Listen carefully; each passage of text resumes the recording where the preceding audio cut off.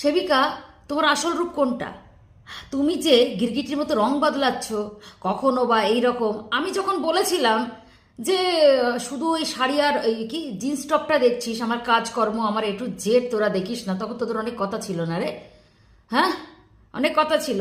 তাহলে তোরা এখন এখন আমার মতো হওয়ার চেষ্টা করছিস কেন? যদিও বা আমার এই ট্রেন্ডিং ব্যাপারটা রয়েছে আমার মধ্যে, যে আমাকে অনেকেই ফলো করে সেটা হচ্ছে আগে পিছে আর কাছে পিঠে, সবাই করে। হ্যাঁ, কাছে দূরে, এবার বুঝে নাও। তো সবাই আমাকে ফলো করার চেষ্টা করে, বুঝলি, ফলো করারই মতো আমি তো প্রথমে সব বুঝতে পারে না, তারপরে আবার ভাবে যে না, ওর ওটা তো ভালো ছিল, ওর ওটা তো এরকম।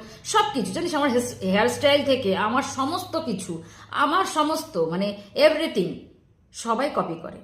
এটা আমি অনেক আগে থেকেই বলে রেখেছি আর বলছিও। নতুন করে সেবিকা আর তার কিছু চেলা চামুন্ড আছে যারা কিনা